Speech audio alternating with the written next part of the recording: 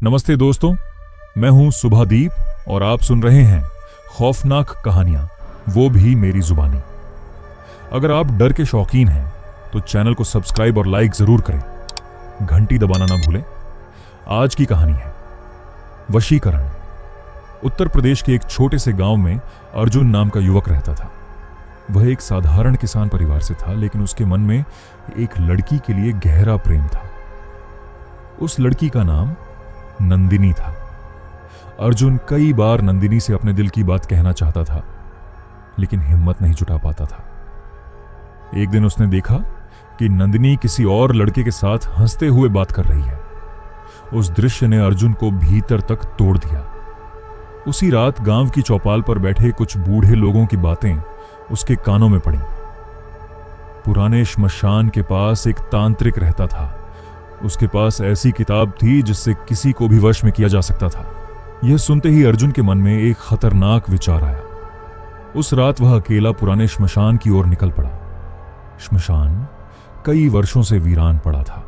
टूटी हुई चिताएं, सूखे पेड़ और चारों तरफ फैली अजीब खामोशी माहौल को डरावना बना रही थी। अचानक उसे एक जर्जर झोपड़ी दिखाई दी। झोपड़ी के अंदर धूल से ढकी एक पुरानी किताब रखी थी। किताब के कवर पर लाल रंग से लिखा था, वशीकरण तंत्र। पढ़ने वाला अपने भाग्य का स्वयं उत्तरदायी होगा। अर्जुन ने किताब उठा ली।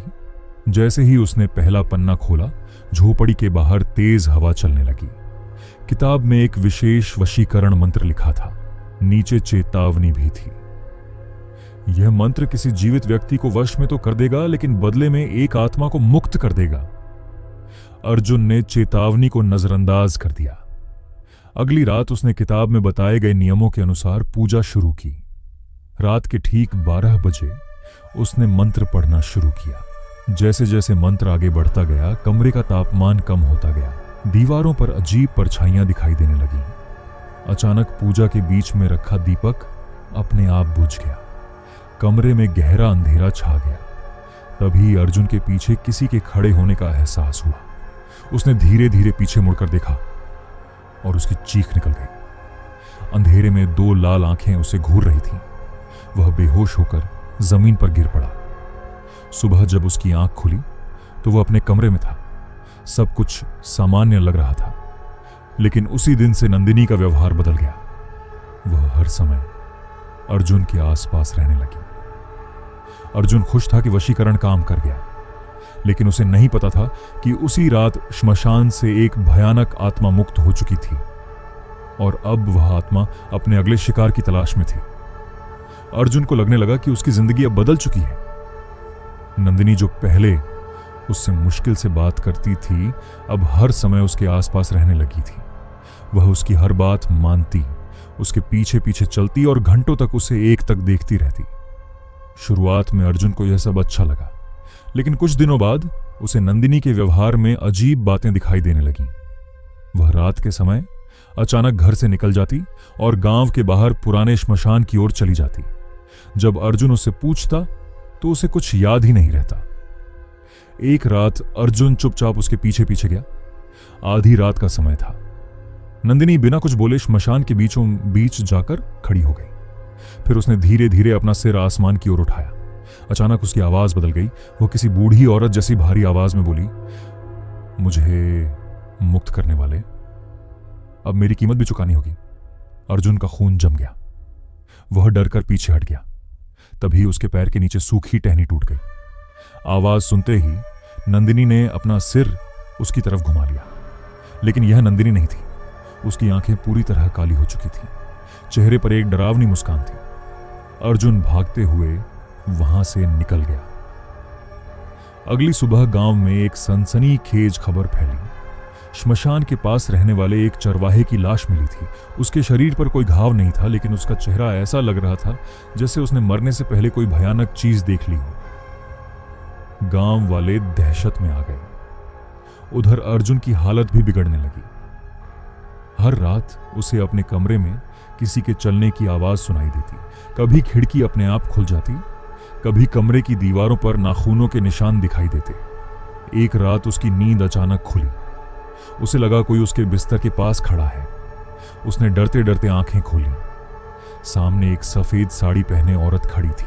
उसके लंबे बाल चेहरे पर बिखरे हुए थे और उसकी गर्दन अस्वाभाविक रूप से एक तरफ मुड़ी हुई थी। औरत धीरे धीरे बोली, तुमने मुझे जगाया है, अब मैं तुम्हें कभी नहीं छोड़ूंगी।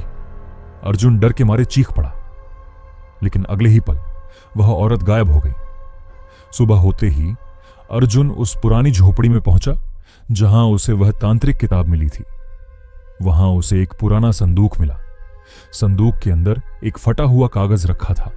उस पर लिखा था, जिस आत्मा को वशीकरण के बदले मुक्त किया जाता है वह 7 लोगों की बलि लेकर ही वापस अपने लोक में जाती है। नीचे एक और पंक्ति थी, पहली बलि शुरू हो चुकी है। अर्जुन के हाथ कांपने लगे।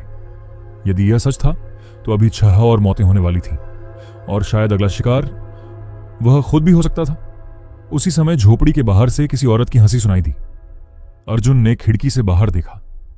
श्मशान के बीचों बीच वही सफेद साड़ी वाली औरत खड़ी थी, और इस बार उसके हाथ में एक ताजा कटा हुआ सिर था। सफेद साड़ी वाली औरत के हाथ में कटा हुआ सिर देखकर अर्जुन की सांसें थम गईं। उसका पूरा शरीर कांपने लगा। जब उसने दोबारा ध्यान से देखा तो वह औरत गायब हो चुकी थी। श्मशान फिर से खाली था, लेकिन जमीन पर ताजे खून के निशान साफ दिखाई दे रहे थे। अर्जुन डर के मारे वहां से भागा और सीधे अपने घर पहुंचा। अगली सुबह गांव में एक और बुरी खबर फैल गई। गांव का एक लकड़हारा जंगल के किनारे मृत मिला। उसकी आंखें खुली हुई थीं और चेहरे पर वही खौफ था जो पहली लाश पर देखा गया था। अब गांव में दहशत फैल चुकी थी। लोग शाम होते ही घरों के दरवाजे बंद कर लेते। कोई भी रात में बाहर निकलने की हिम्मत नहीं करता था। उधर अर्जुन समझ चुका था कि दूसरी बलि भी हो चुकी है। अब 5 और मौतें बाकी थीं। उस रात उसे फिर वही अजीब सपना आया। सपने में वह खुद को पुराने श्मशान में खड़ा देखता है। चारों तरफ धुआं फैला हुआ था। अचानक जमीन फटने लगी। फटी हुई मिट्टी के भीतर से एक बूढ़ा तांत्रिक बाहर निकला। उसका चेहरा जला हुआ था। वह अर्जुन की तरफ देखकर बोला, आत्मा को रोकना है तो उसकी कहानी जानो। इतना कहकर वह गायब हो गया। सुबह होते ही अर्जुन गांव के सबसे बुजुर्ग व्यक्ति दयाराम बाबा के पास पहुंचा। दयाराम बाबा ने उसकी पूरी बात सुनी। फिर उनका चेहरा पीला पड़ गया। उन्होंने कांपती आवाज में कहा, लगता है तुमने चंद्रकला को जगा दिया है। अर्जुन ने पूछा, चंद्रकला कौन थी? दयाराम बाबा ने गहरी सांस ली। करीब 50 साल पहले गांव में चंद्रकला नाम की एक युवती रहती थी। वह बहुत सुंदर थी, लेकिन कुछ लालची लोगों ने उस पर काला जादू करने का झूठा आरोप लगाया। गुस्साई भीड़ उसे पकड़कर उसी श्मशान में ले गई। वहां उसे जिंदा जला दिया गया। मरते समय चंद्रकला ने भयानक श्राप दिया था, मेरी मौत का बदला लेने मैं लौटूंगी। उसकी मौत के कुछ दिनों बाद उन लोगों की रहस्यमय मौतें होने लगीं। फिर एक तांत्रिक ने किसी तरह उसकी आत्मा को बांध दिया, लेकिन लगता है अर्जुन के वशीकरण मंत्र ने वही बंधन तोड़ दिया था। यह सुनकर अर्जुन के पैरों तले जमीन खिसक गई। उसने पूछा, उसे वापस कैसे रोका जा सकता है? दयाराम बाबा बोले, श्मशान में एक पुराना कुआं है। उसके नीचे तांत्रिक द्वारा बनाया गया ताबीज छिपा है। वही ताबीज उसकी शक्ति को बांध सकता है। उस रात अर्जुन अकेला उस कुएं की ओर निकल पड़ा। आसमान में काले बादल छाए हुए थे। जैसे ही वह कुएं के पास पहुंचा, उसे किसी के रोने की आवाज सुनाई दी। आवाज कुएं के अंदर से आ रही थी। अर्जुन ने झांक कर देखा। अंदर घना अंधेरा था, लेकिन अगले ही पल उसे अंधेरे में 2 चमकती हुई आंखें दिखाई दी। फिर धीरे धीरे एक जला हुआ चेहरा ऊपर आने लगा। वह चंद्रकला थी। उसकी आधी त्वचा जली हुई थी। वह मुस्कुराई और बोली, 3 बलियां पूरी हो चुकी हैं। अर्जुन का दिल बैठ गया, क्योंकि उसी समय गांव की दिशा से एक दर्दनाक चीख सुनाई दी। तीसरी मौत हो चुकी थी और अब चंद्रकला पहले से कहीं ज्यादा शक्तिशाली बन चुकी थी। गांव की दिशा से आई दर्दनाक चीख सुनकर अर्जुन के शरीर में सिहरन दौड़ गई। चंद्रकला कुएं के अंदर खड़ी हंस रही थी। उसकी हंसी पूरे श्मशान में गूंज रही थी। अब कोई मुझे नहीं रोक सकता, अर्जुन डर गया। लेकिन अब पीछे हटने का कोई रास्ता नहीं था। यदि वह कुछ नहीं करता तो 4 और निर्दोष लोगों की जान चली जाती। उसने हिम्मत जुटाई और कुएं में उतरने का फैसला किया। कुएं की दीवारों पर जमी काई की वजह से नीचे उतरना बेहद मुश्किल था। कई बार उसका पैर फिसला, लेकिन वह किसी तरह नीचे पहुंच गया। नीचे घुप अंधेरा था। उसने टॉर्च जलाई। टॉर्च की रोशनी में उसे कुएं की दीवार पर अजीब तांत्रिक चिन्ह बने दिखाई दिए। कुछ कदम आगे बढ़ते ही उसे लोहे का एक पुराना संदूक दिखा। संदूक पर मोटी जंजीरें लिपटी हुई थीं। जैसे ही अर्जुन ने उसे छूने की कोशिश की, पूरे कुएं में भयानक चीख गूंज उठी। अचानक चारों तरफ से फुसफुसाहटें आने लगीं। मत खोलो, वापस चले जाओ, तुम मर जाओगे। लेकिन अर्जुन ने हिम्मत नहीं हारी। उसने पूरी ताकत लगाकर जंजीरें तोड़ दी। संदूक खुलते ही अंदर से तेज नीली रोशनी निकली। उस रोशनी के बीच एक चांदी का ताबीज रखा था। जैसे ही उसने ताबीज हाथ में लिया, उसे अजीब दृश्य दिखाई देने लगे। उसे 50 साल पुरानी घटना दिखाई दी। गांव वाले चंद्रकला को बांधकर श्मशान में ला रहे थे। वह रो रही थी और अपनी बेगुनाही की भीख मांग रही थी, लेकिन किसी ने उसकी बात नहीं सुनी। फिर उसे आग के हवाले कर दिया गया। मरते समय उसकी आंखों में दर्द से ज्यादा बदले की आग थी। दृश्य खत्म होते ही अर्जुन की आंख खुली, लेकिन उसके सामने अब कोई और खड़ा था। वह वही बूढ़ा तांत्रिक था जो उसे सपने में दिखाई दिया था। तांत्रिक बोला, यह ताबीज उसकी शक्ति को कम करेगा, लेकिन उसे पूरी तरह नष्ट नहीं कर सकता। फिर क्या करना होगा? अर्जुन ने पूछा। तांत्रिक की आवाज भारी हो गई। 7वीं बलि से पहले उसकी राख को खोजकर अग्नि संस्कार पूरा करना होगा, तभी उसकी आत्मा को मुक्ति मिलेगी। उसकी राख कहां है? तांत्रिक ने कांपती उंगली से श्मशान के पुराने बरगद की ओर इशारा किया। बरगद की जड़ों के नीचे, इतना कहकर तांत्रिक गायब हो गया। अर्जुन तुरंत कुएं से बाहर निकला, लेकिन बाहर का दृश्य देखकर उसका खून जम गया। पूरा श्मशान घने कोहरे से ढका हुआ था और उस कोहरे में दर्जनों जली हुई परछाइयां खड़ी थीं। वे सभी अर्जुन को घूर रही थीं। तभी उन परछाइयों के बीच से चंद्रकला बाहर आई। अब उसका रूप पहले से कहीं ज्यादा भयावह था। उसकी आंखों से खून बह रहा था। उसने गुस्से से अर्जुन की तरफ देखा। फिर उसकी नजर अर्जुन के हाथ में पकड़े ताबीज पर गई। अचानक उसका चेहरा क्रोध से विकृत हो गया। तुमने मेरी कैद की चाबी ढूंढ ली। अगले ही पल उसने हवा में हाथ घुमाया। एक अदृश्य शक्ति ने अर्जुन को कई फीट दूर फेंक दिया। ताबीज उसके हाथ से छूटकर जमीन पर गिर गया।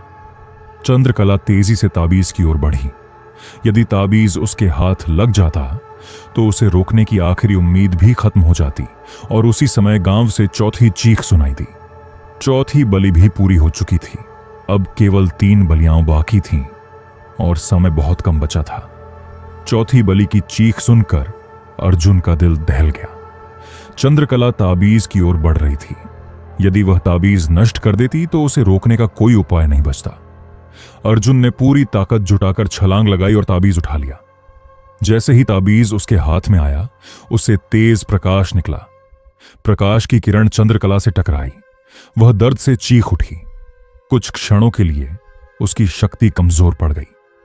मौका देखकर अर्जुन श्मशान से भागा और सीधे उस पुराने बरगद के पास पहुंचा जिसका जिक्र तांत्रिक ने किया था। बरगद का पेड़ बहुत विशाल था। उसकी जड़ें जमीन के ऊपर तक फैली हुई थीं। रात के लगभग 2 बजे थे। हवा में अजीब सन्नाटा था। अर्जुन ने फावड़ा उठाया और जड़ों के बीच खुदाई शुरू कर दी। कुछ देर बाद फावड़ा किसी कठोर चीज से टकराया। उसने मिट्टी हटाई। नीचे एक पुराना लकड़ी का बक्सा दबा हुआ था। बक्से पर काले धागे और तांत्रिक चिन्ह बने हुए थे। अर्जुन ने कांपते हाथों से उसे खोला। अंदर राख से भरा एक मिट्टी का कलश रखा था। साथ में एक पुरानी डायरी भी थी। अर्जुन ने डायरी खोली। वह उसी तांत्रिक की थी जिसने वर्षों पहले चंद्रकला की आत्मा को बांधा था। डायरी में लिखा था, चंद्रकला निर्दोष थी। असली अपराधी गांव के 4 लालची जमींदार थे। उन्होंने अपनी करतूत छिपाने के लिए उसे डायन घोषित कर दिया था। अर्जुन यह पढ़कर स्तब्ध रह गया। लेकिन डायरी में एक और भयानक बात लिखी थी। यदि चंद्रकला की आत्मा फिर कभी मुक्त हुई तो वह केवल दोषियों के वंशजों की बलि लेगी। अर्जुन के हाथ कांपने लगे। उसे अचानक समझ आया कि अब तक जिन लोगों की मौत हुई थी वे सभी उनकी 4 जमींदारों के परिवारों से जुड़े थे।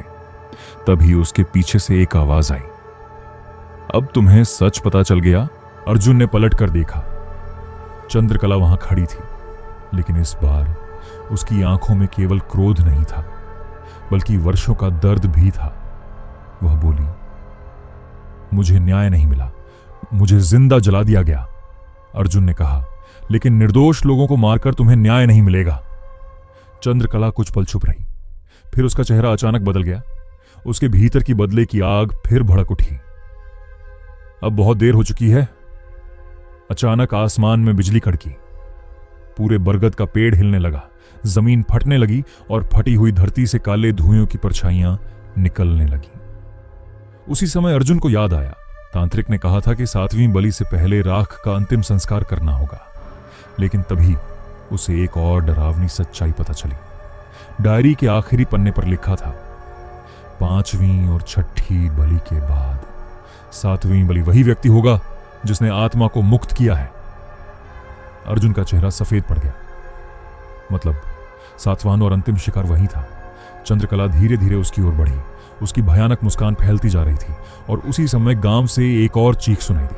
5वीं बलि पूरी हो चुकी थी। अब केवल 2 बलियां बाकी थीं और मौत तेजी से अर्जुन की ओर बढ़ रही थी। 5वीं बलि पूरी हो चुकी थी। गांव में मातम पसरा हुआ था। उधर बरगद के नीचे अर्जुन और चंद्रकला आमने सामने खड़े थे। हवा तूफान का रूप ले चुकी थी। आसमान में लगातार बिजली चमक रही थी। चंद्रकला की आंखों में भयानक आग जल रही थी। वह धीरे धीरे अर्जुन की तरफ बढ़ी। तुमने मुझे जगाया है, अब तुम ही मेरी आखिरी बलि बनोगे। अर्जुन जानता था कि उसके पास बहुत कम समय बचा है। उसने कलश को कसकर पकड़ लिया। उस कलश में चंद्रकला की राख थी। वही राख उसकी मुक्ति की आखिरी उम्मीद थी। तभी अचानक दूर गांव की तरफ से एक और चीख सुनाई दी। 6ठी बलि भी पूरी हो चुकी थी। अब केवल एक बलि बाकी थी और वह अर्जुन था। चंद्रकला की शक्ति कई गुना बढ़ गई। उसके चारों ओर काला धुआं घूमने लगा। बरगद की शाखाएं अपने आप हिलने लगीं। जमीन से सैकड़ों हाथ निकलकर अर्जुन के पैरों को पकड़ने लगे। वह गिर पड़ा। कलश उसके हाथ से छूटकर दूर जा गिरा। चंद्रकला हंसी। अब कोई मुझे नहीं रोक सकता, वह अर्जुन की ओर झपटी। लेकिन उसी क्षण अर्जुन की जेब में रखा ताबीज चमक उठा। तेज प्रकाश फैल गया। कुछ पल के लिए चंद्रकला पीछे हट गई। अर्जुन तुरंत उठा और कलश की ओर दौड़ा। उसने कलश उठा लिया, लेकिन तभी उसके सामने वही बूढ़ा तांत्रिक प्रकट हुआ। इस बार उसका चेहरा पहले से ज्यादा स्पष्ट था। वह बोला, अर्जुन, उसकी आत्मा बदले से नहीं, अधूरे संस्कार से बंधी हुई है। क्या करूं? अर्जुन चिल्लाया। तांत्रिक बोला, श्मशान की पुरानी चिता पर उसकी राख प्रवाहित करो और सच्चाई पूरे गांव के सामने प्रकट करो, तभी उसका क्रोध शांत होगा। इतना कहकर तांत्रिक गायब हो गया। अर्जुन पूरी ताकत से श्मशान की पुरानी चिता की ओर भागा। चंद्रकला उसके पीछे पीछे उड़ती हुई आ रही थी। उसकी चीखों से पूरा इलाका कांप रहा था। श्मशान पहुंचते ही अर्जुन ने लकड़ियां इकट्ठी की। उसने चिता तैयार की, लेकिन तभी चंद्रकला उसके सामने आ गई। उसका चेहरा अब पूरी तरह राक्षसी बन चुका था। लंबे नुकीले नाखून, खून से भरी आंखें और आग जैसी सांसें। उसने अर्जुन का गला पकड़ लिया। अर्जुन का दम घुटने लगा। तभी उसने पूरी ताकत लगाकर कलश चिता में फेंक दिया। कलश टूट गया। राख चिता पर बिखर गई। उसी क्षण अर्जुन ने डायरी उठाकर जोर से चिल्लाया। चंद्रकला निर्दोष थी। उसे झूठे आरोप में जिंदा जलाया गया था। असली अपराधी गांव के लालची जमींदार थे। उसकी आवाज पूरे गांव में गूंज गई। लोग घरों से बाहर निकल आए। कई बुजुर्गों ने यह सच सुनकर सिर झुका लिया। उनके पूर्वजों ने वास्तव में चंद्रकला के साथ अन्याय किया था। अचानक वातावरण बदलने लगा। चंद्रकला का गुस्सा कम होने लगा। उसकी आंखों से पहली बार आंसू बह निकले। वह चिता की ओर देखने लगी। धीरे धीरे उसके शरीर से निकल रहा काला धुआं गायब होने लगा। अर्जुन ने चिता में अग्नि प्रज्वलित कर दी।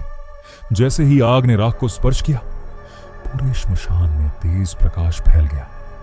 चंद्रकला की आत्मा शांत होने लगी। अब उसका चेहरा पहले जैसा सुंदर और शांत दिखाई दे रहा था। वह अर्जुन के सामने आई। उसकी आंखों में अब क्रोध नहीं था, केवल दर्द और राहत थी।